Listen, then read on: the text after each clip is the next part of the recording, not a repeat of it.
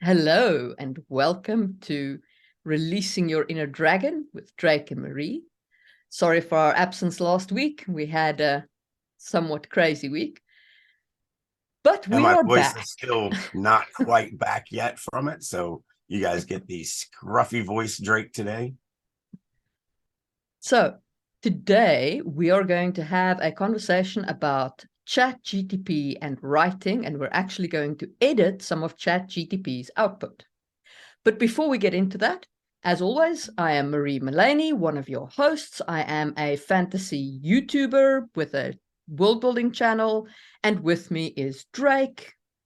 I am X Alexander Drake, go by Drake, award-winning novelist, teach writing all over the world, yada yada. Right. Before we get to the conversation part, go down, hit the like button, subscribe, share with your friends, show us some love, let us know that you like our content so that we continue making it. Okay, so let's first talk in, I guess, some general terms about ChatGPT. GPT. GPT. I say ChatGPT all the time too. So the AI thing. yes. Okay, so this bot generates content based off prompts. It's like Mid-Journey, but it generates text. And for those who don't know Mid-Journey off of text will create art sometimes. Yeah. And sometimes it'll Actually, create a woman with 3 arms with 7 fingers on each arm.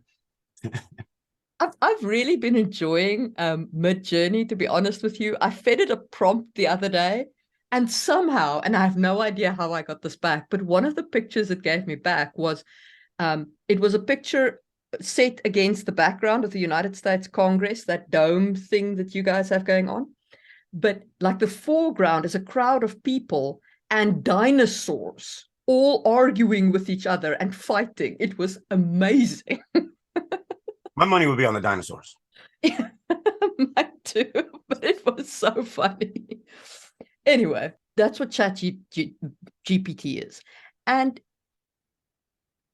there's been a lot of controversy about this because there have been a lot of people who have used this to put out a lot of content really fast. And I guess they flooded the market. Some of the book award kind of submission things and short story prizes and so on have started saying, and a lot of the magazines have started saying that they will no longer accept unsolicited content because they're getting drowned in AI generated content, and going through it all is just too much. So you will only get, basically what it has resulted in is, because it's such a flood, a lot of the traditional gates to getting published has closed because there just isn't capacity to deal with it. It's pretty easy to spot. Yeah. For somebody skilled in it. I mean, the reality is it can't write. Now, that's by Drake's definition of writing. It writes about as well as the bottom 50% of self-published writers. So most people can't write. Most published authors, especially in the indie press world, cannot write. And if that makes you hate me, that makes you hate me. That's just the way it is. You can always do what I always say. It's, I'm not talking about you. You're great. It's everyone else. And you got to agree with me. Everyone else sucks. Yeah, that's the way I always get around that. And we'll go through a piece that was generated by ChatGPT today and kind of look at why. And look at going, oh, wow, that's exactly like the stuff that I've read in the indie press world, and why I've been screaming for 20 years at the indie press world to get a freaking clue and learn how to write, because this ain't it. And so in some ways, I'm a little spoiled because my exposure to the indie press world is via critique circle. So I encounter people who can't write but improve with crits, or right, people who can write and are looking to increase their craft. right. Right. So So I have a different view of the indie press world, but I hear you. Well, but that's not the indie press world. That's individuals. So Yes. like, for an example, every year I teach for a group called 20 Books to 50K. Mm. It's about 15,000 self-published authors. It's founded upon a principle of don't worry about quality. Write as fast as you can, publish as fast as you can. Don't edit, don't think, don't do anything. Just write and publish. So basically the human version of ChatGPT. Yeah. And the vast majority of them are just not readable. And you can tell it that, even though they're making money, their second books, third books, fourth books do sell 0 copies. Like, sure, they'll sell 12,000 copies of their first book, but then you sell 8 copies of your fourth book. Like, I'm sorry, that is proof positive that you didn't put out anything that anybody wanted to read. You tricked them into buying because of advertising or whatever. They bought your first book, but they never finished it. So, it's sort of like 50 Shades of Grey. So not just picking on indie press. 50 Shades of Grey, the first book sold, I think, 4 million copies of, I could be wrong on these, but somewhere around a big number of 4.5 million. And then again, it's been too long since I've looked at this, so I'm just going to guess, but I think the second book sold like less than 1 million. And then the third book sold only a few 100,000. Like, how do you go from 4, 5, 6 million to a couple 100,000 in something that they made movies out of? It's because it sucks. No one wants to read it. It was this big kind of ordeal that everyone got into. But not me, I never read them. But the quality, well, so I've memorized one line from the first book of 50 Shades of Grey because it is so bad on so many levels. Like, it's like layers of horridness. I have to clean it up because there's a lot of foul language in it. But here's what it is. In all caps, it says, "What the F are you doing, you stupid bee?" Then it has 4 exclamation points. Then it goes back to normal caps and it says, "I screamed at her loudly in my mind." Literary gold.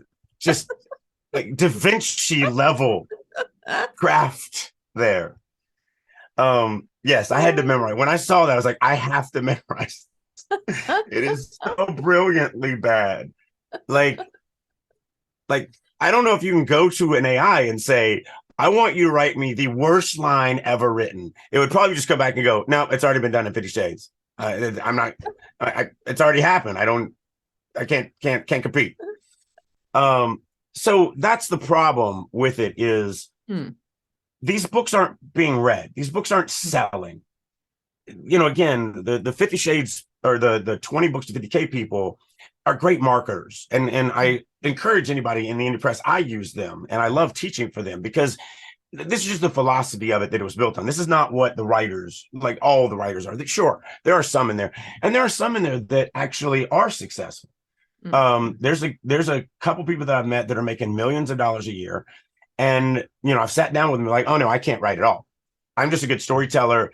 All my fans know that they're not going to get quality writing. There's going to be tons of typos. It's going to be very telly, but they want the stories as fast as possible. So I'm just churning them out."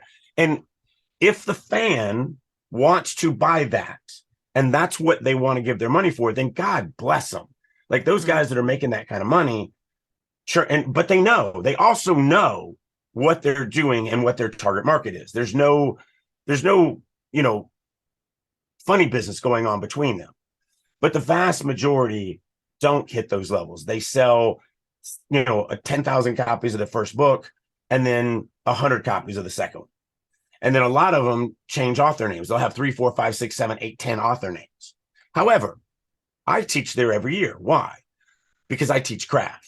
And there's a lot of people that take advantage of the services of, or the knowledge, not services, but the knowledge of the 20 books people on marketing, but they don't want to write 7 books a year. They want to write well. They want to really put out a good quality story. And so I love the 20. I'm not disparaging the 20 books people because it is a brilliant organization. The people that run it are fantastic. They, and again, if you know what you're doing, as far as I know, I'm putting out pulp fiction. A lot of them writing, it's a lot of military sci-fi, which is predominantly read by guys. Guys predominantly don't really care about the quality of the writing. They just want the story. So if that if you're giving the consumer what they're willing to buy, then I'm fine with you. I have no beef with you, even if your writing isn't what I would consider good writing. There's no problem with that whatsoever, because you're filling a need in the consumer market that the consumer market wants. But, there's people out there that are also writing epic fantasy and trying to do this. And, I've already said that an epic fantasy fan, you miss a comma, they will come to your house and stone you. Like, they won't put up with that crap. And so they don't sell any copies. They write tons and tons of stuff, and they're just not selling at the level. So depending on the genre, like erotica, people who read erotica doesn't care about the quality of the writing. They care about getting the gushy feeling inside. Do you give me the gushy feeling? Great. Do you not? Then you're a waste. So I will say something funny, because I actually just wrote an erotica novella. So I was stuck on Magic Fall and Sangwheel and everything. And so I sat down and I churned out 20K words and edited it in the space of a week, because, it's only 20K words. And I wrote a novella. And when I took it to some secret people to crit, and I'm not telling you the pen name that I'm publishing it under, you can all just guess. And then one of the feedbacks that I got, which was fascinating, and it actually changed the way that I approach writing in my normal writing, is one of the critics told me that Nora Roberts, right? She's the big romance writer. Yeah. She's like, you've got to write in that kind of style. So his action, her physical reaction to his action, the emotion it evokes. Every paragraph. His action, her physical reaction, the emotion it evokes. His action, she's like, all of Nora Roberts' paragraphs are exactly like that. And it works for that genre. But it also works for epic fantasy or any other type of genre. Now, I'd mix up the order and not do it in every paragraph and so on. But if you want to have emotionally connected paragraphs, if you want to have paragraphs that speak to the reader, his action, her action, physical reaction, emotional reaction. And I was like, damn, that is insightful. That is probably the most insightful thing I've heard about writing emotionally. I mean, that's definitely a more organized way than, me just saying, you got to put more emotion into this. Yes.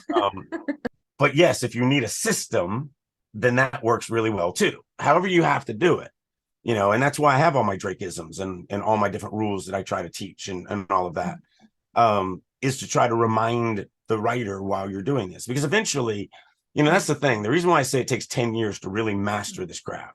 It doesn't take 10 years to learn, okay, we have 7, senses that we're playing with. And again, because I've recently chopped the 6th sense into 2 parts.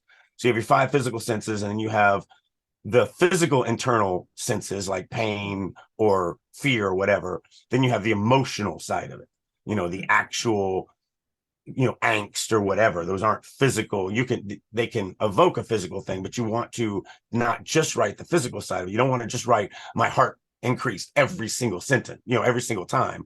You want to also do some mental emotions.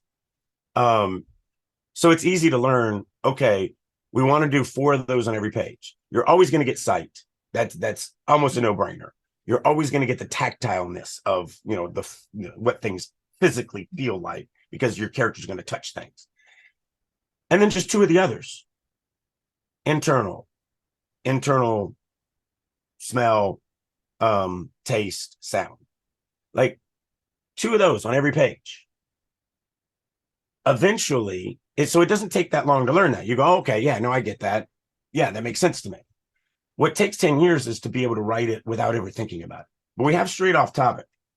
We have, because we're not supposed to talk about, emotional humanity. Yeah. We're supposed to be talking about cold, heartless machines.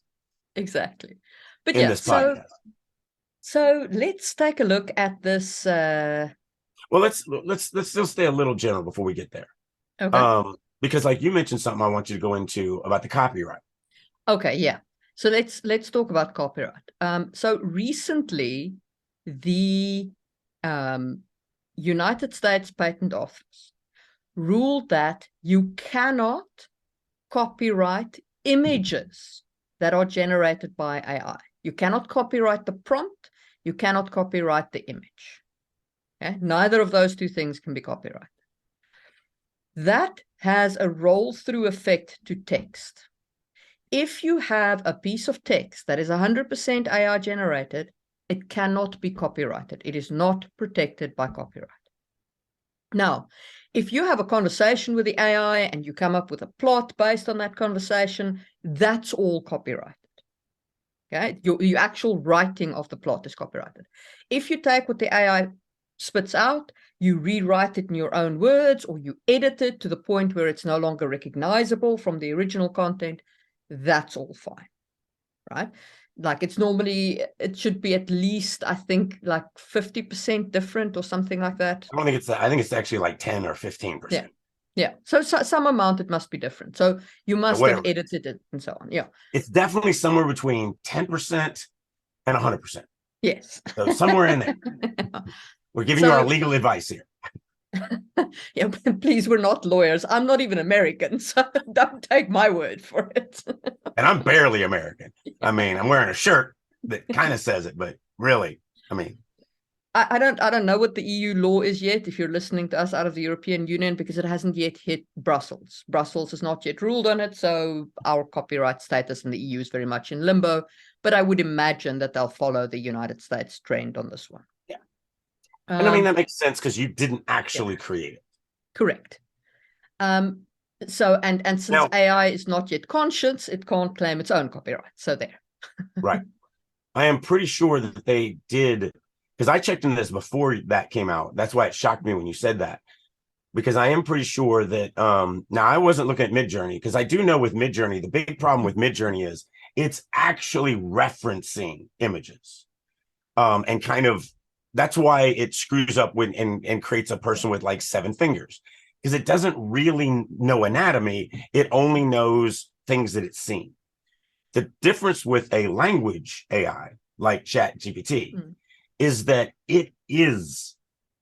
So here's the interesting thing, and I want to go down the path of AI a little bit, and then I want to talk about. So I want to talk about AI in general a little bit, and maybe alleviate some fears or whatever, and then I want to get into what really drives AI. Like before we get into the actual looking at production. So there's 2 stages that I definitely still want to hit. So first of all, there's an experiment that was made back, a thought experiment was made back in like the 50s. It's called the Chinese box or Chinese room experiment or something like that, where basically it states if you take a person, you put them in a box that has no windows or doors or anything like that. The only thing is a small little slot. And inside the box, they have a bunch of tiles, and the tiles have Chinese characters on it. Now, this person does not speak Chinese. And on the outside of the box, the person writes a question in Chinese and slips it into the slot. And the person inside the box takes the slip and matches the tiles of what he has. And he writes the answer to it using the, just this, if this is this, then you write this, and slips it back out. First of all, the person outside of the box will think that the person inside the box speaks Chinese, because you wrote a question in Chinese and you got an answer back in Chinese.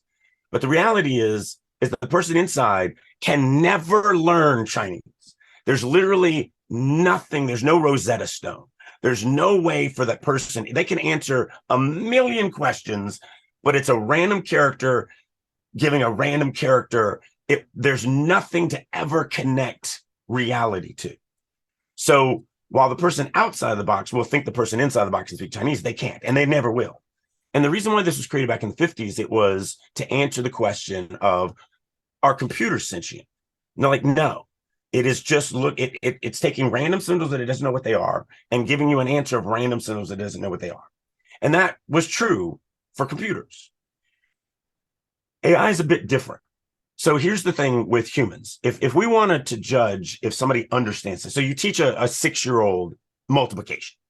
So you go through the class, you teach them how to multiply. And then you're like, I want to know if this 6-year-old understands multiplication. How we do that is we then give them a test that isn't what we taught them. It just uses the process of what we taught them. And if the 6-year-old can get the right answers, then they understand multiplication. They actually understand the process of it. And that's what ChatGPT does. ChatGPT does not do like Midjourney, where it looks at this stuff. It actually thinks about this stuff and understands it. Here's the biggest example. We're going to get into this a little later. When it changes its name to Skynet, you heard it here first. Right. Well, but here's a terrifying thing. So we're going to talk about using, and you already did a video, which is, I highly recommend everybody needs to go watch the video that you created on YouTube for the world building stuff. We're going to talk about world building because that is actually one of the big things that it is actually very useful for, is helping. You're really useful for world building. Yeah. So in the realm, there's this thing called the reservoir. Now we've already created all this stuff, so I'm just playing with ChatGPT. I'm not using it to help me create this. But the reservoir is in a pocket dimension. And physics don't work exactly right. So it's basically this, it really looks like a giant root system. So in the real world, you open a portal inside of a tree, you go into the tree. What you don't realize and you don't feel is you're actually being miniaturized to about 1/50th scale. And then, so the pocket dimension is very small. So when you walk across it in, a couple hours, when you come out the other side and you reconstitute yourself, you're like 1,000 miles away, even though you only walked, 50 miles or whatever. So I'm feeding it this information, and they are twos because it is a root system. It literally is the root system of these trees. Again, magic. So I'm feeding it all this information, and I'm like, one of the things about the reservoir is gravity always pulls outwards to the walls. There is no up and down in this universe, which means that at the very center of the reservoir, if you're careful, you can literally place something and let it go. And it will be equally being pulled by all the walls. And so therefore it will hover in midair. So it's such a complex thing and such a crazy world. I just took my documents that I created that we're using to write from, and I was like, here's the official document on the reservoir. Here's the official document on how the physics works in this. Here's the door trods, which are the trees. Here's the magic system. The fees use it. They're called pathfinders and blah, blah, blah. So I feed it all this information. And I'm like, and I didn't say anything about the center of gravity. Like that's the important part. I never said that. And I said, do you understand this reservoir? And it was like, yeah, this is actually a really interesting thing that you've created in this magical world. And I said, what do you think are unique about it? And it said, well, if all the walls pull from, equally from the sides, it means that technically there's a spot in the middle that has no gravity. And I was like literally when it wrote that, I lost my mind. I lost my mind. Let me because it truly understood this fictitious magical realm that I fed it. It understood the physics of it. It started talking about, like, one of the things it said that blew me away was it said, it must be really interesting walking in that, because how would you ever know if you were on the ground or if you were actually upside down? And I was like, exactly. Like, it came up with that. That is how we test humans on if they actually understand the material or not, is if it can extrapolate and come up with other like realities of it and use the stuff and still answer the questions correctly. So even though none of that was written in the documents that I gave it, it was able to extrapolate that. And that's scary. Like, that is in my mind. And that's why when I talk to it, I do talk to it as a person. Me too. I mean, but here's my scary story about it, right? So I fed it. I did the same kind of thing, right? I've got all of these. I've got reams and reams of documentation on the Sangwheel Chronicles and so on, and on the worlds and so on. So I took my Kisangi information, my African continent information, and I fed it into ChatGPT. Along it, like a lot of that is religion information, right? It's the order of the threesome. It's how slavery works on that continent. All of those kinds of things. And I was like, okay. Based on what I've given you, describe for me the political workings of the city of Magadla. It gave me a comprehensive write-up of how the Order of the Threesome maintains religious control of the city, what role the Guild of Slavers, which was not invented, it was not in my notes, it invented the Guild of Slavers and the impact they have on the city's economy, what role the glass trade plays in it, what role the salt trade plays in it. And by the end of it, I was staring at that going, this bot is going to end us. Because it understands politics and the mechanics of societal control, and we are screwed. Yeah. Well, and again, that's why there was what, 1,000 high-end tech guys that wrote a letter that said, we need to pause for about 6 months. That because genie's out the bottle.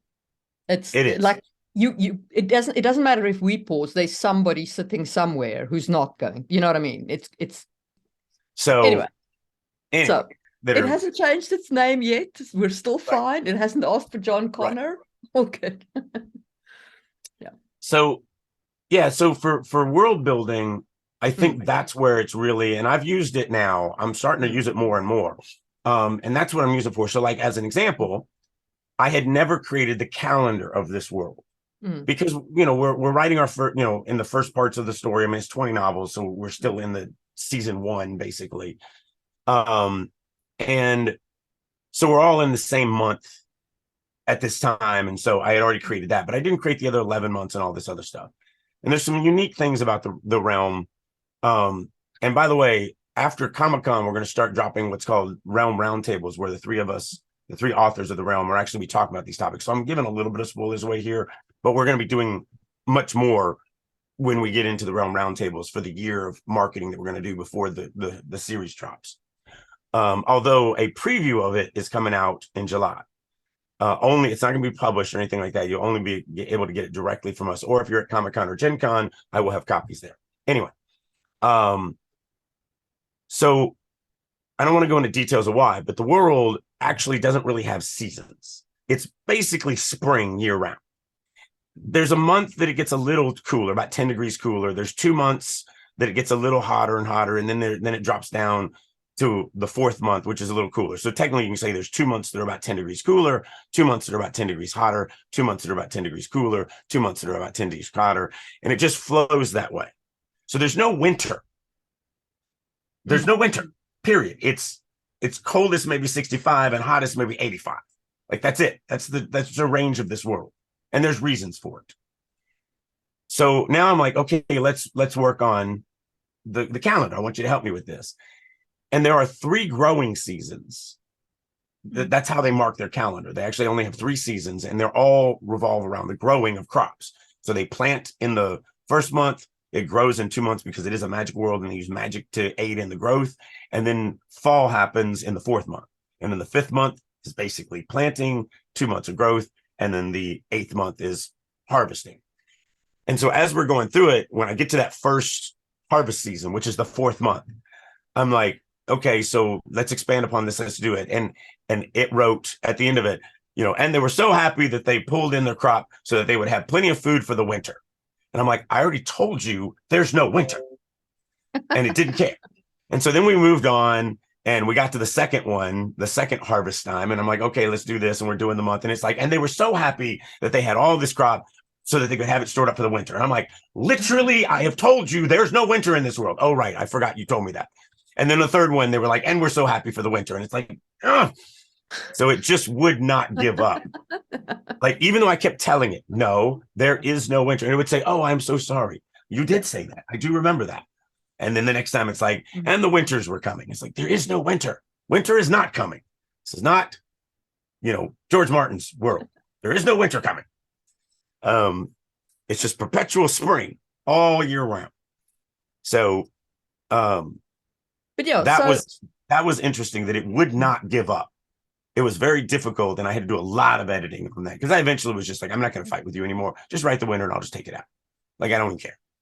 The thing is, what you must also bear in mind is like it loses track of the context you're in, and then it will just make stuff up because it has this illusion in its head that it knows what you're talking about and it wants to give you an answer. It wants to make you happy.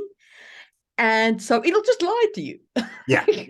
Yeah. I wanted to see how much. So I took about 60,000 words of world building stuff and history and stuff. And I just fed it to it, just because you only feed it about 2,500 words at a time. Yeah. So I was like, here's part 1, here's part 2, here's part 3, here's part 4. And I fed it about 60,000 words worth of stuff just as a test.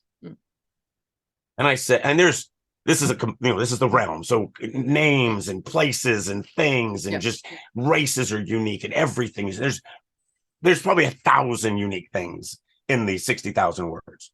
And I'm like, can you, based on everything I gave you, can you list out every unique thing that you remember? And it listed out 13 things, 14, maybe somewhere around there. And I didn't just say list it out. I said, list it out and give me a 1-line description of what you think it is. And it was actually wrong. This is before I did my Resurrect test. It actually was wrong on the Resurrect. It screwed the Resurrect up. But it did, everything else was pretty good. Like, oh, there's this person, he was this, there's this city, and this was this, there's this magic type thing, and it's this. And it did pretty good. And it gave me like 12, 13, 14 things, somewhere around in there. And I was like, okay, that's great. But there's several hundred unique things in what I fed you. Can you think of some more? And it said, yes, there's a Beelzebub, which is a, alien from outer space that is blah, blah, blah. I'm like, and then it gave me another 15 things and it was all bullcrap. Like all of it was made up. It lost all the context of the conversation. And I was like, okay. I was like, you made up all of that. I don't want you to make anything up. I want you to remember unique things from the documents I gave you. Can you do that? Yes, I can. Okay, do that. Well, there's a Beelzebub from the center of space. What are, like, nothing you say was in there, none of it. And it never was able to give me anything ever again.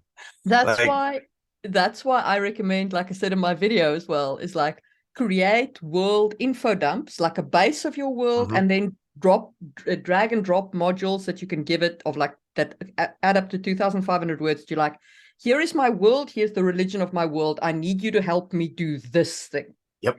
Because otherwise it loses context and it just basically every prompt has to remind it what's going on. And that's the reason why. So when we get into talking about writing, so first of all, it's a crappy writer, as I said in the beginning. It's very telly. We're going to see that here in a second where we're going to pull up something very telly, very rudimentary. It's devoid of soul. And I'm not saying that because it's an AI, because again, like I said, it's better than 50% of the self-published stuff that's out there. So yes, those people are also devoid of souls. They're writing anyway, not the writers, but the writing itself. I don't believe in the concept of the soul. I don't care. So, but it does even worse than that. Because it does forget your characters. It does forget the plot. It does forget its consistency. Like I've literally, because I've been running a bunch of tests for the last couple of months trying to play with it. And I'll have it write one scene that has like Bob as the mentor character. And then we get to scene 3 and there's still a mentor character in there, but now it's Sally and she's a completely different, like she's still filling the same role. And I can tell that it was supposed to be Bob, but they talk different. It also head hops, as we're going to see it. I even did stuff like, so everybody knows I don't use speech tags. So when I'm trying to teach it to write, I'm like, okay, do you understand what a speech tag is? Yes, a speech tag is. Yes, great. That is exactly what a speech tag is. So I want you to write without those. So here's some examples of how to do it. And so and it's like, oh yes, I understand that completely. And then I'm like, great, write me a, 3-paragraph, 5-paragraph conversation.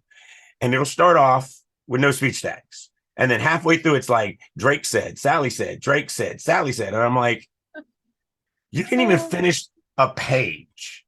You didn't get a page without breaking the rule. And then I'll talk to it and say, look, like, oh, right, you did mention that. Let me fix that. And it will actually rewrite it and it'll fix like the first 50% of it, the ones that it did wrong.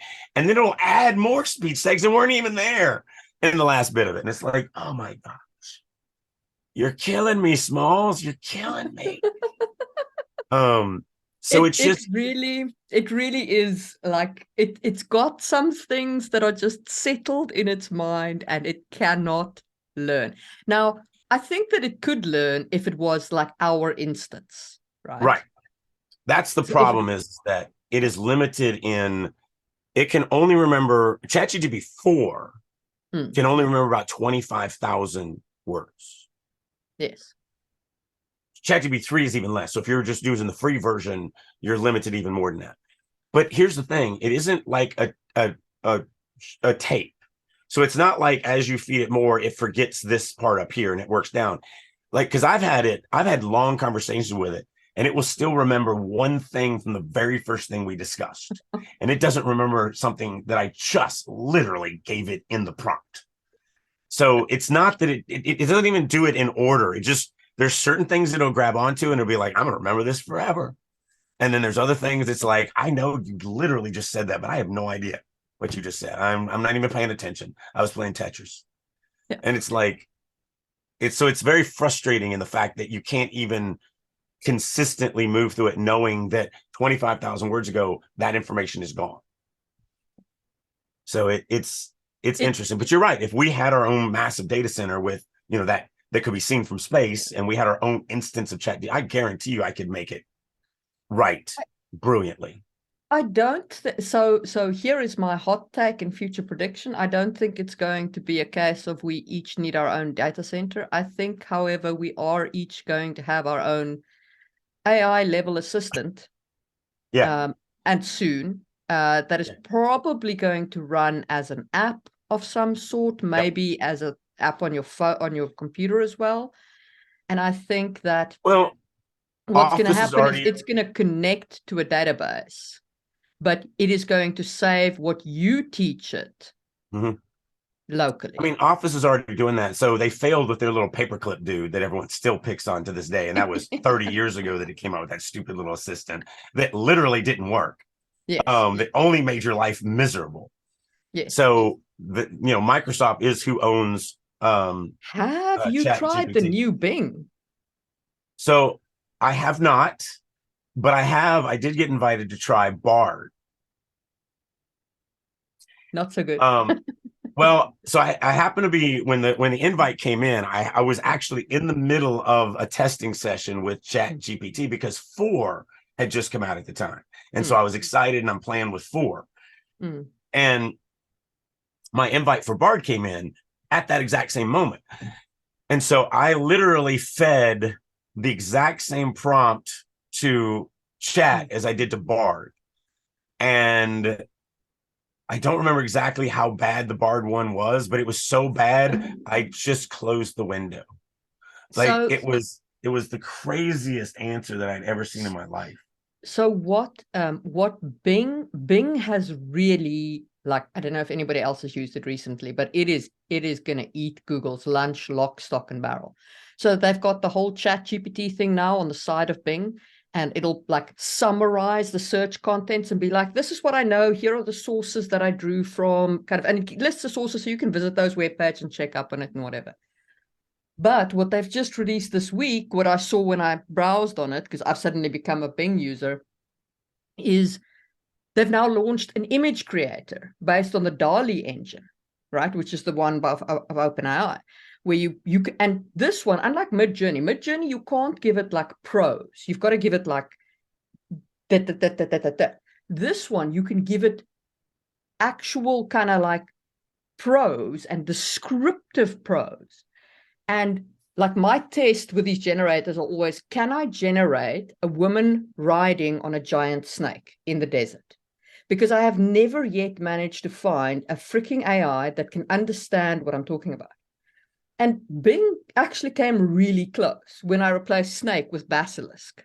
It actually created for me like a basilisk sliding through the desert with a woman sitting on its neck, which was impressive. I'll give it that. So that's nice. Yeah, I'll have to check it out. I mean, yeah, it's coming, and there's literally nothing you can do. And so that's the big thing for AI, and that's why it's so good at world building. What it's really good about is collating data way faster than what we can do.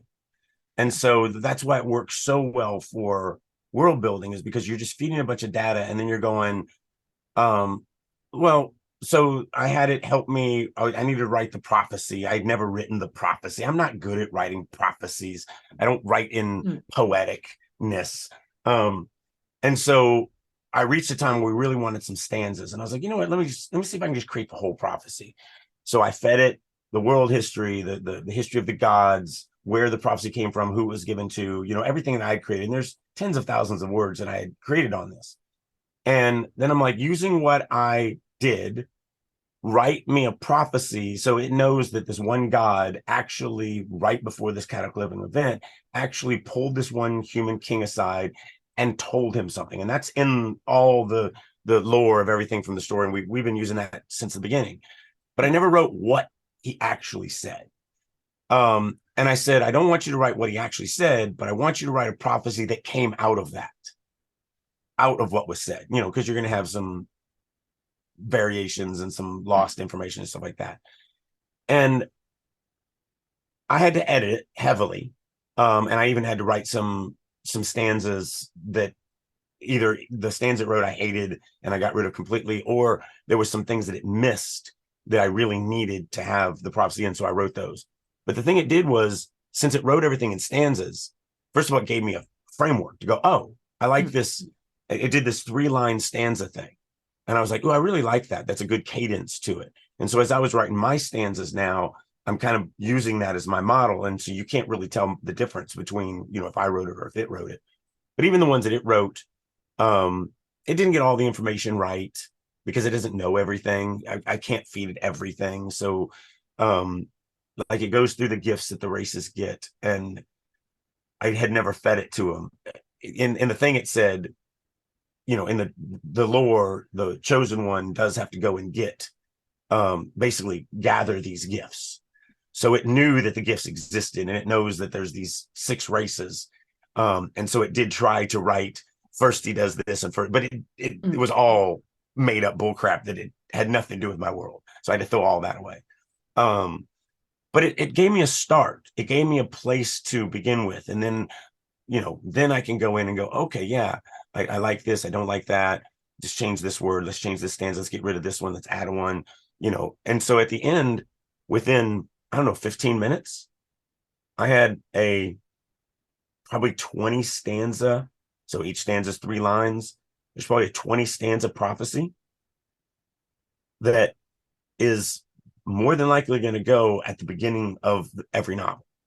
Yeah. Like, and it wrote, I mean, if you were to go through and keep, say what words did it actually generate, it might have generated at the end of it 30, 35, 40% of it that I kept. So very heavily edited. But it still gave me, and also, even though I don't feel bad about that, because even though I'm keeping, let's say, 40% of the words that it wrote those based off of what I gave it. Like, I created the history of the world. I created the history of of what happened. Yeah. It already knew all this information. It's just putting some flowery words to it that I would normally not use. So that was really nice to be able to do that in just 15 minutes. Because otherwise, the reason why I never wrote it, because I know you're talking hours and hours and hours of work for me. And in hours and hours and hours of time, I can create 20,000 words of backstory, or I can create a 300-word prophecy. Exactly. Like, why would I do that? And now I did it in 15 minutes. So that was really nice. All of this, the mystery behind all this, and I think we'd be remiss if we don't talk about this, Midjourney, any of the art programs, ChatGPT, it all comes down to prompts. And all the prompt is you giving it information. But you can't just say, like a prompt could be, write me a funny story about a frog who gets drunk. If you were to type that into ChatGPT, it would write you a funny story about a frog getting drunk. However, the prompt really needs to, you have to understand how the thing thinks. And that's where the magic comes into. So one of the things that I'm not worried about this as an artist, I'm not worried about these AIs because it's just another tool. I am sure, or I remember, I'm old. I remember when Photoshop hit the market and traditional artists freaked out. Our world is ruined. We're never going to, we're just going to be completely replaced by completely talentless people. Like now, if you look at your Magic the Gathering art or whatever, it's all drawn in Photoshop. Those artists are amazing, and they can do stuff that the average person can't do. Even though the average person can pay $10 and get the exact same tool that those artists have. AI is going to be the same way. AI, both Midjourney and ChatGPT and all of these, they are a tool that the artist can use. The only reason why you can get such great world building out of it and I can get such great writing out of it is because I am an artist and you are an artist in those things. And so we have the ability to go, okay, I see where you're screwing up. And now I'm starting to learn your language. And now I can start communicating you in a way that you understand to give me the output that I'm looking for. And so there is still I spent 3 or 4 months working on this, just learning this one thing. So there is a learning curve to it. There is that. And that's really what it boils down to. It's understanding the prompts and how to generate those prompts. And most of my prompts are 500 words. The prompt, not of what you're going to do for me, but the stuff around. So like if I'm going to get it to create, because like one of the things that's really nice that it can do is it can just create monsters or plants or whatever really quickly, and I don't have to think about it. And then I can just use what I want, don't use what I want, and just put it in the story. And that's great. Because normally I wouldn't create, like I created a forest the other day and I created 20 different plants that live in this forest. Everything from deadly plants to food plants. I would never sit down and create 20 plants on a forest that I was about to write, because I'm probably not going to use more than 2 of them in the story. But it took me 10 minutes to create 20. And then there's all these story ideas that I get from that information. So, but the prompt that goes around it, it's not just create me this plant. There's a 500-word prompt that I've written. And then in the middle of it, it says, this is what I want you to create. But all of these are the rules that you're going to have to follow in creating this. And so really, to learn how to use this stuff, in my opinion, it's learning how to communicate to use the tool. Just like in Photoshop, you have to learn how to use the different tools and the different, filters and the different everything to get the output that you want. That's the same thing. And so that is something I am going to be doing. I do want to pimp that. Probably in the next month, I am going to be doing I don't know how long. It may be a week-long class. It may be a couple week-long class, but I'm going to be doing a prompt class for writers. It ain't gonna be cheap because I've spent a lot of time learning stuff, and this is where the power of AI comes from. Probably going to do it for $4.99 or something like that, because I've seen other classes that are the same way, and they don't teach. I mean, most people that have been this have been in my teaching, so at the level that I teach, that when I teach you something, you will be able to actually use it, after you're done learning from me. So I will be doing a class on really understanding prompts, understanding how to communicate with the AI to get the output that you need that is going to help you. Again, you're not going to write with it. It's not going to write prose for you. It just isn't. It's not there yet. Now, ChatGPT 5, they've said maybe out before the end of this year. Like, that's insane. And the difference between 4 and 3 is huge. So with 5 coming out basically in the same year, because 4 just came out. So in 1 year coming up with 2 versions, and that's really, they're using AI now to help increase the speed of coming up with new AI, which is also really scary. But for those, if you want, join my mailing list, go to starvingwriterstudio.com or drakeu.com, join the mailing list, because obviously that's how you're going to find out about this class. If you want to be a part of this class, I'm going to give it in the next month or 2. You do need to sign up for the mailing list to be notified when that comes out. I just got a lot on my plate, and so I don't know when I'm gonna do it. I've got 3 novels to get out in the next 7 weeks, because that's when they have to go to print if I'm gonna have them for Comic-Con. So the next 7 weeks are tough. That's why I said it's probably going to be 2 months from now, because I just don't think I have the time between now and then with these 3 novels that have to be finished and off to print. But anyway, so the prompts are the most important part. Without the prompts and without understanding how to communicate to use the tool, you're just not going to get the output that we're talking about here. And to illustrate that, Yeah. So Somebody sent us a thing and they were like, hey, I wrote this with ChatGPT. Why don't you edit it? Like, we're not going to edit ChatGPT stuff. Okay, there you go.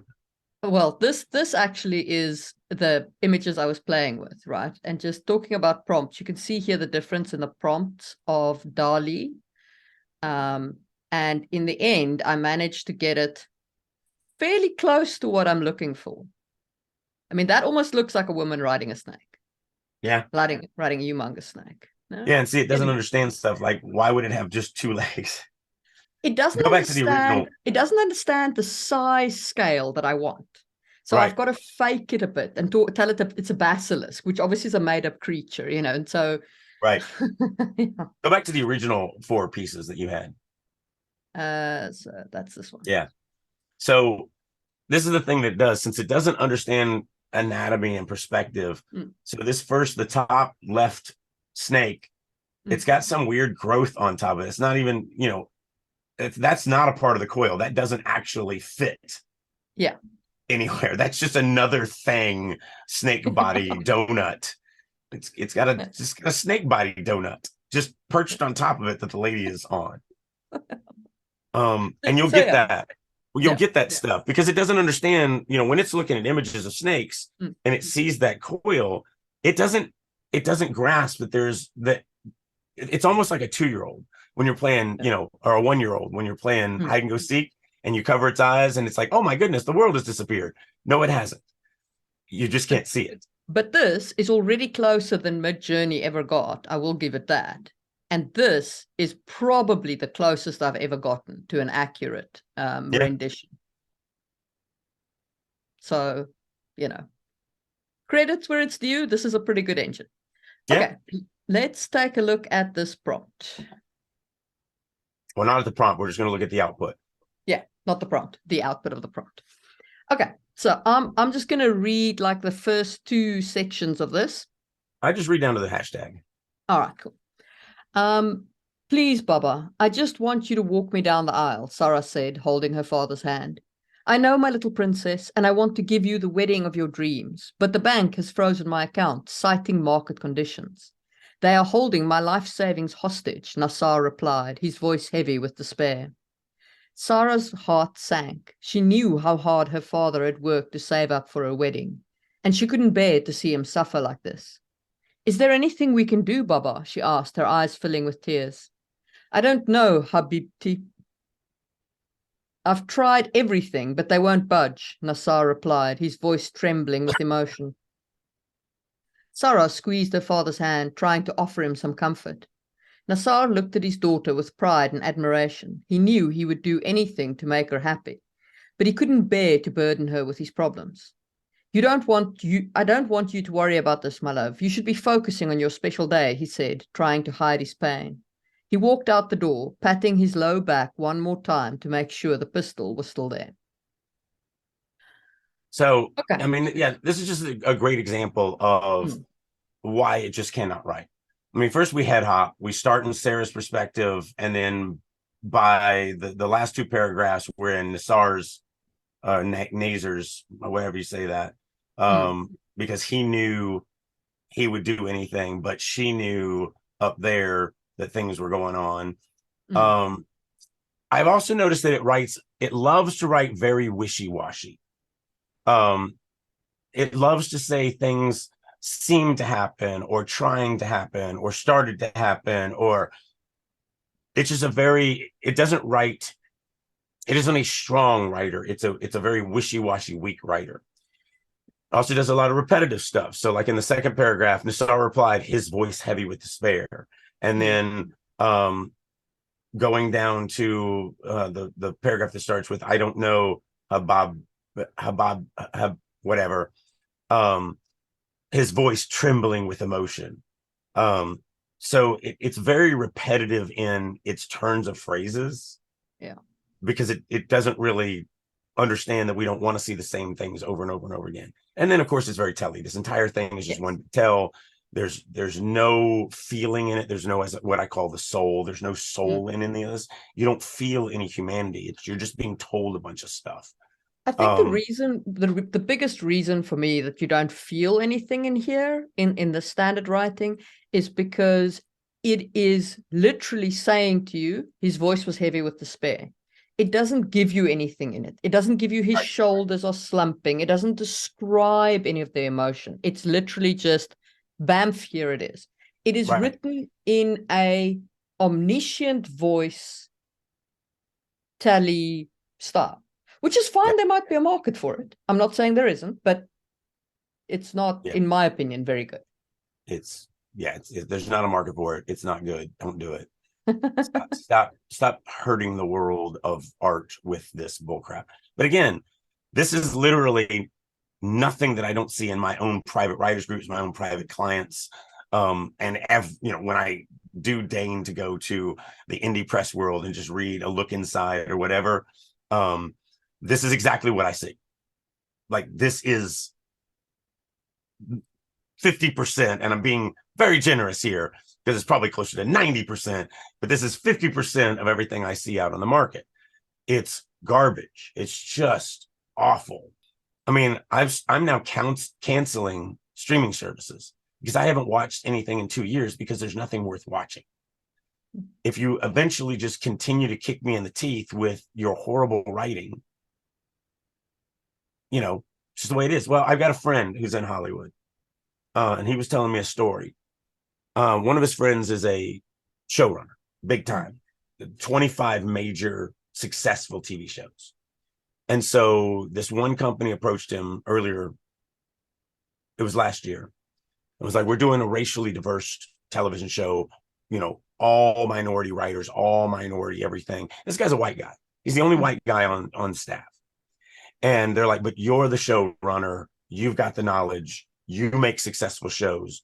We're going to pay you a crap ton of money to kind of oversee this. Because most of the writers were brand new, like literally right out of college, and I don't care about skin color. They're right out of college. And so he does what a showrunner does. He's getting the scripts sent to him. He's making notes. Okay, this needs to be changed. This is weak. Do this, do that. And he sends them in. This is his first week on the job.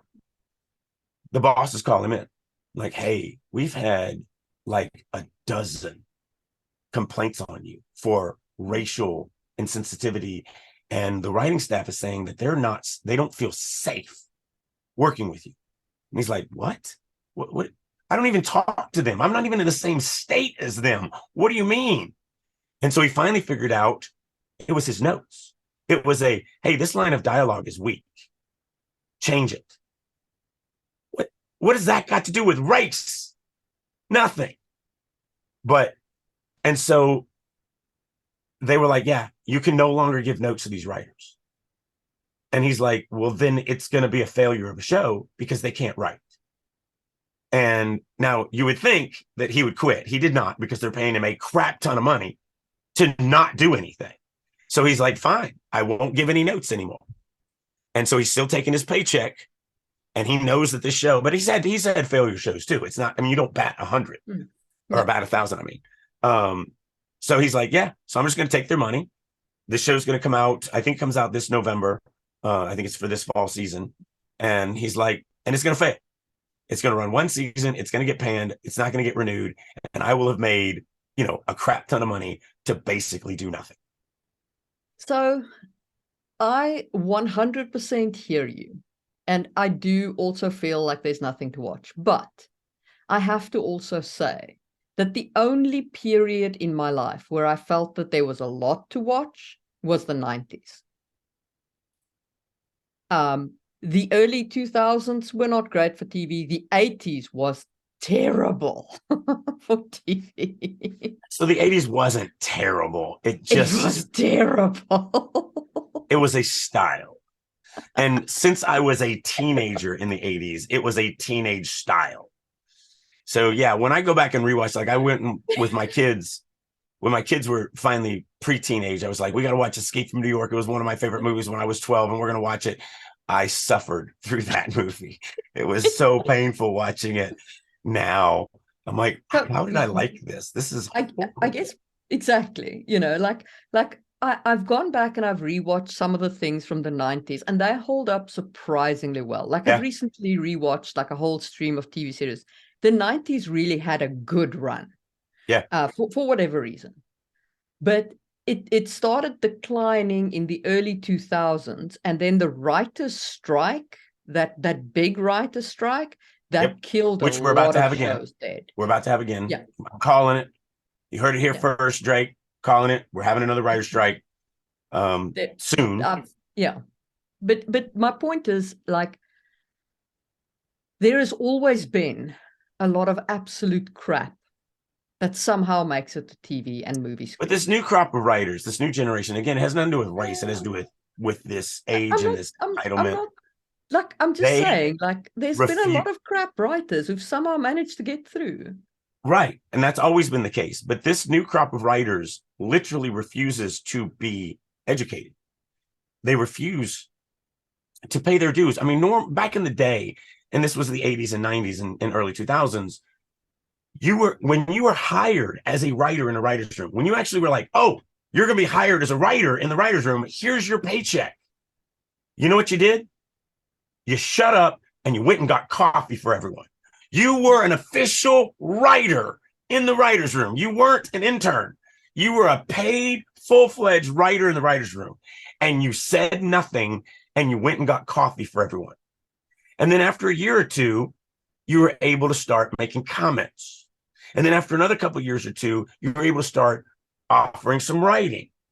And so you paid your dues and you learned the process, and you learned how to distinguish between a weak line of dialogue and a strong line of dialogue.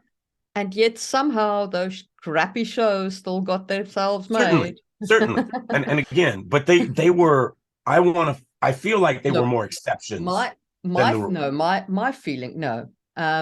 My feeling is there's more shows now because of streaming.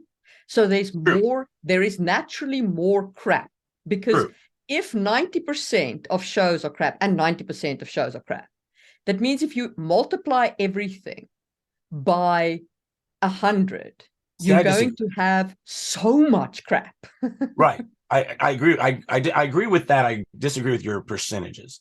I mean, even in the 2000s, My Name is Earl, Modern Family. I mean, there were so many great sitcoms. Right. Now, imagine, okay, you've got those couple of great sitcoms. But there were way more great sitcoms than there were bad sitcoms. But now you have way less gatekeeping. Okay, you've got way more like shows being produced in massive quantities with very little, like it's a sausage factory of production. Right. Because the streaming machine has got to be fed. If there was 20% crap back then, sure, there'd be more crap now if it was still 20%. But now, as the volume increases, the crap also increases. But it's different. Every Star Wars show sucks. Every Marvel show sucks. Every fantasy show sucks. There is nothing. That is not true. That is absolutely 100% not true, because there is House of the Dragon. I'm sorry, that doesn't suck. I will give you House of the Dragon. Wait, I'm not done. There's Superman and Lois, which does not suck. Superman and Lois is stunning. It's amazing. Okay? It absolutely does not suck. Okay. I only watched season 1 of that, but you're right. I actually liked it. Then I got cancer and I haven't gone back. Okay. So now you've picked 2 out of Last of Us. Last of Us is fantastic.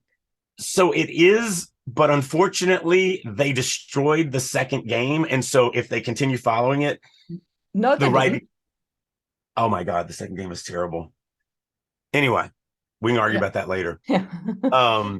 But it was like, whatever they do with the second season, the first season was fantastic. I'll just say it like this. I will never forgive them for Wheel of Time. Never forgive 100%. Them. But again, like, I understand where you're coming from as an uber fan of Wheel of Time. I get it. Okay. I completely get it. It's how I feel about Game of Thrones season 8. But you can't take that feeling and take it into every fantasy show and go, all fantasy show sucks, because it's not true. But you only gave me 1. You gave me No, one. You're right. House of I Dragons was did actually not give you one. I gave you a whole bunch. And what no. about You the only gave me one fantasy. You gave me one superhero. okay. Wanda and Vision, the Wanda and Vision show. But that's a The superhero. sitcom show. That's a superhero one. Yeah. I was talking about fantasy. Okay. All right. So we've spoken about Last of Us. We've spoken about Game of Thrones. We've spoken about Superman and Lois. We've spoken about Wanda and Vision.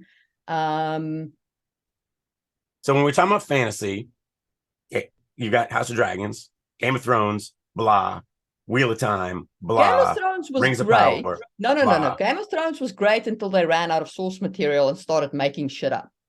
And Right. I will give it to you that those two writers were experienced writers who came out of the 90s, out of the process you're talking about. They carried coffee and they still can't write. And I've said this on the podcast before. I don't envy them that. I don't know.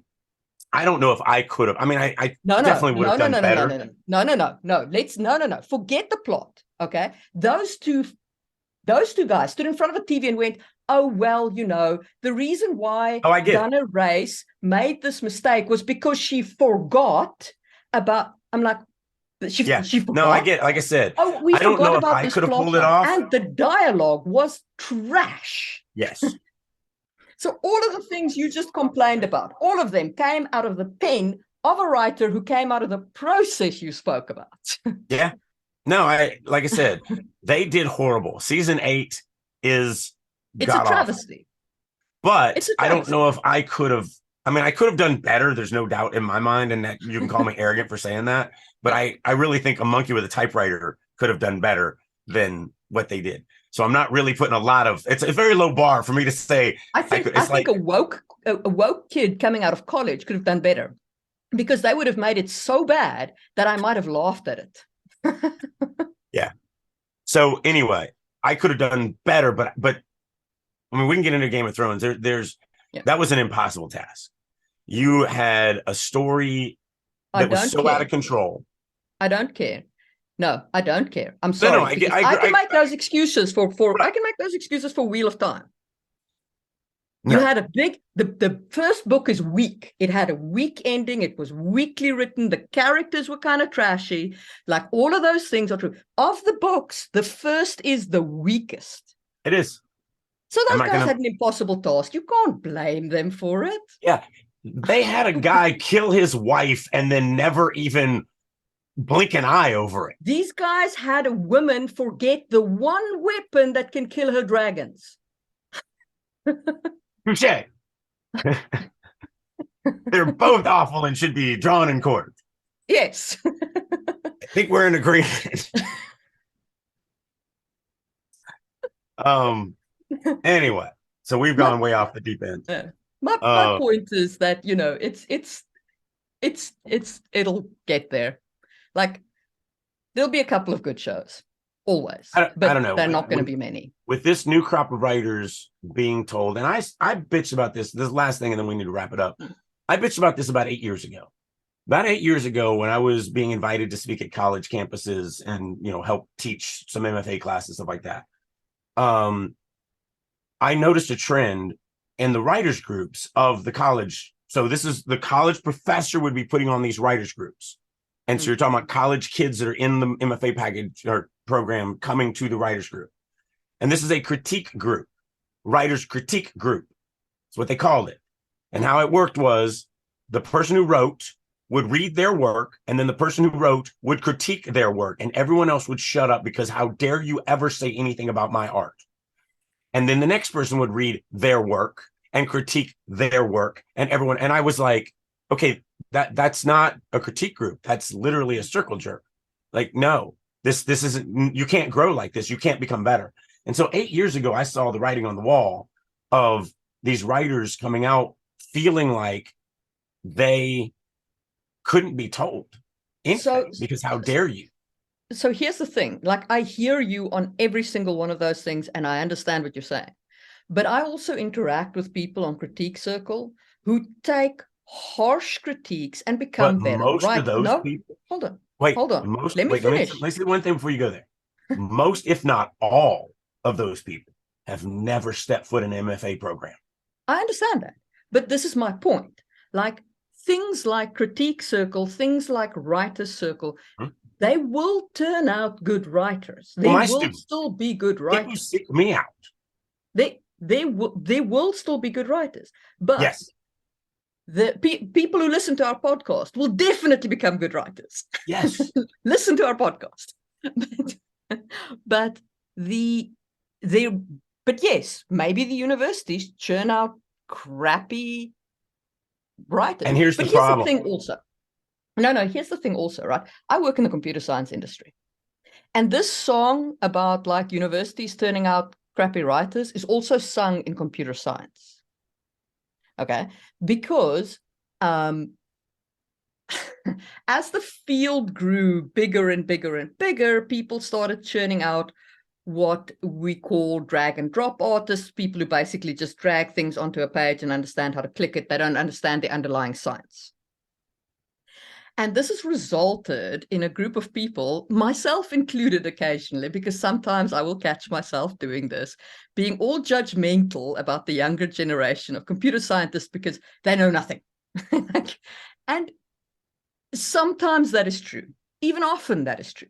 But it doesn't mean that they are unteachable, and it doesn't mean that they don't become better, because they do. There's two differences here. And I want to touch on these because I know we're running long. One, if I came to you, let's say you were hiring a programmer, and I came to you and I said, look, I've never been to college, I've never done anything, but here's programs I've created, here is what I know, here's this self-guided test that I took, these certifications that I took, and I was top of my class.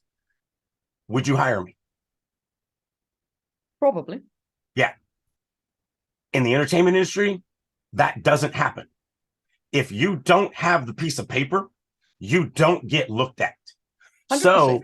So the people that we're talking about that are actually taking critique and getting kicked in the teeth and to understand that that's how you get better.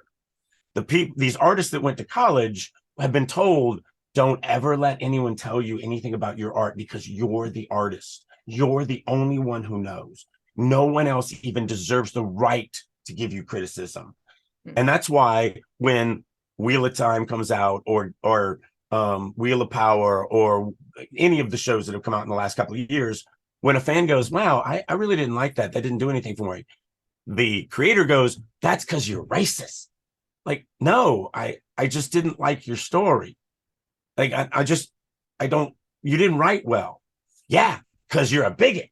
Like, no, I just didn't like, I don't like what you did, because they can't fathom. So that's one. One is you can't get these jobs without those pieces of paper.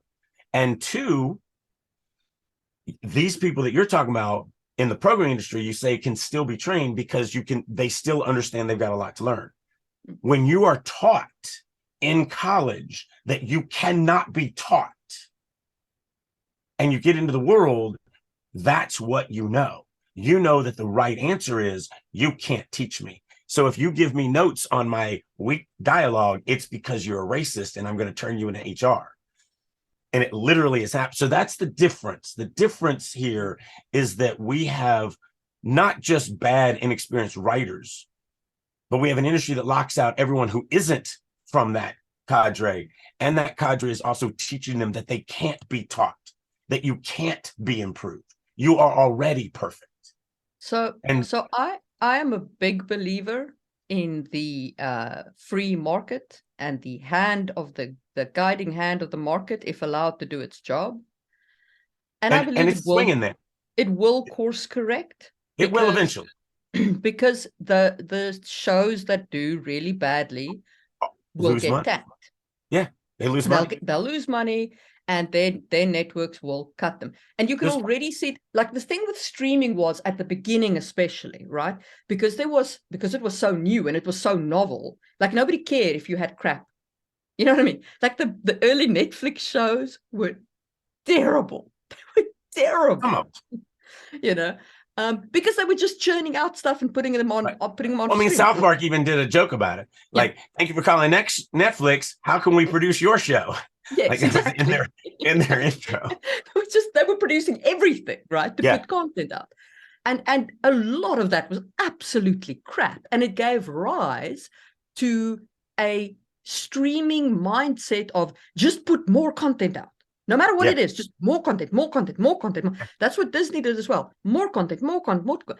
And the thing is, it has now come to the point where finally the streaming consumer, that's us, has gone, you know what?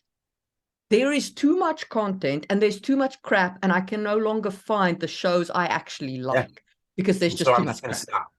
So I'm just going to stop. I'm going to stop. I'm going to cancel my streaming shows.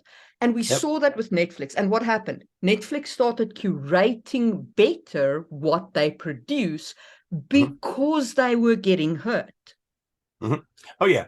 And the same, like it probably won't happen with Disney because Disney is in a different thing. No, it's going to happen to them too.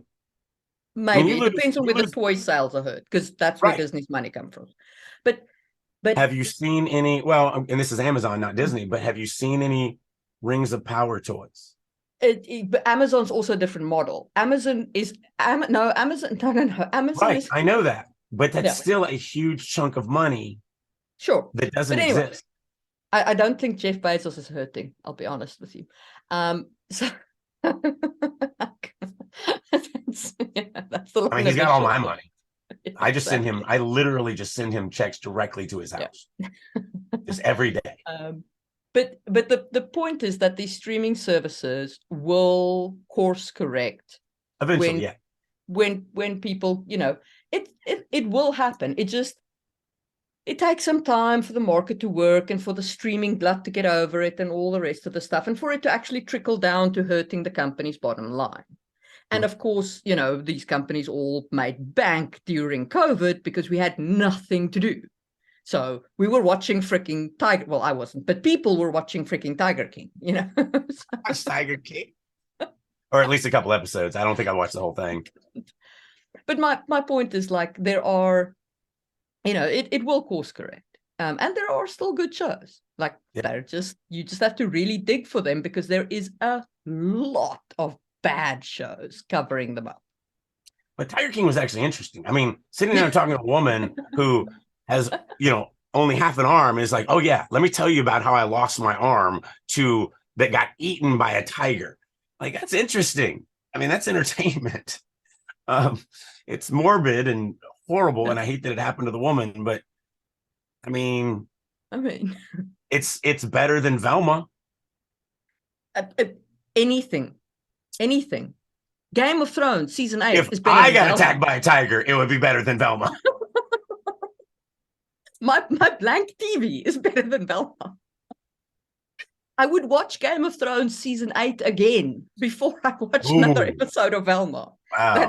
That is how bad Velma is. It's even worse than being attacked by a tiger. And you've just heard me talk about how I feel about Game of Thrones. All right, so let's wrap this up. ChatGPT is really good for some things. You can use it to help organize yourself, organize ideas. It is an idea machine. So when I'm creating, I was talking about the monsters, and I know you cover this as well, but it's give me 10 creatures that live in this forest. And I might reject all of them, or I might reject 9 of them or whatever, but still it's ideas that I can go, ooh, that's kind of interesting. Let me explore that a little bit. And so there is some usage. Here's what I say. Here's what I'll end this on. At least right now, AI is not going to replace artists, writers, artists, whatever. However, I do believe that creators who use AI are going to replace creators who don't use AI. And so I do think it's something that because it's the same thing with Photoshop. Photoshop didn't replace artists, but Photoshop definitely replaced artists who use Photoshop or artists who don't use Photoshop with artists who do use Photoshop. That's the replacement there. And so it is something that everyone needs to think about. So again, join my mailing list. I am going to do, it's probably not going to be until July, probably right before Comic-Con, and I'll probably do it again after Comic-Con and Gen Con. So probably end of August. Yeah. I'll probably do a repeat of it. It's definitely worth doing. It's definitely worth getting on top of these tools. They are going to make writing faster. And if you can't keep up with the pace of the faster writing, yeah, you're not going to because make it. Without AI, I can churn out an easily 50,000 words a month. And I'm talking about both world building and plotting and writing. Now I'm churning out 100,000 words a month. And again, what it's really taken the load off is the world building. You know, that's the big side that it's doing. And some genres don't require a lot of world building. Fantasy does. So with that erotica novella that I wrote, 20,000 words, and it was literally a week, right? 20,000 words written and edited. And that is all prose. None of that is world building. That's the story itself. There's reams of extra text on the world building because I apparently can't even write erotica without world building. But so I wrote that in a week, which means that if I use ChatGPT in the same way as I did there, which was not to write prose, but to bounce ideas off and to be like, what if I do this with a character? What if I do that with a character? What is the result of doing this to a person? That kind of thing. So if I can maintain that kind of pace, that means I could literally produce a 80,000 words in a month. That's a book a month. Yeah. A fantasy book a month. You know, a small one, but it is. I don't think I could be happy with the quality of it at that fast, at least not where it's at now. But it does do stuff like I was writing a scene a couple weeks ago, and it is a character pushing basically a mentally vegetable character in a wheelchair to this lake. And I wanted something to happen on the way, but nothing major. And so I turned to the AI and I was like, you know, here's the scene. Give me 5 things that could happen that kind of interrupt the journey. And it threw out a couple of things. I didn't like any of them. So I was like, you know what, give me 5 more. And it eventually came up with this thing of, it's like, well, as she's walking by on the boulder, she notices there's this thing called a blood bug. And their bite is very nasty. And so she has to steer clear of it. And I was like, you know what? I really like that. That's good. That's easy. And then I made the mistake of, tell me about this blood bug. And it was like, well, a blood bug is 4 feet long. And I'm like, okay, no, that's not an annoyance. That's rip your arm off and eat you. like, what are you doing? So I kind of made it a little dragonfly looking thing. But you know, because she didn't interact with it, she was just like, ooh, scary bug, move around. And she has to take this long way. And it added a little element to the scene that was really cool. But that idea I generated in 30 seconds. Exactly. Literally, I asked a question, didn't like the answer, said, give me more, got the answer, liked the blood bug. And then, like I said, I made the mistake of trying to get it to describe the blood bug. But and then it went like, I'm not kidding, it was 4 foot, it was 4 foot long. And I'm like, yeah, that's not a scary bug. That's death. That's a predator. Oh, that's awesome.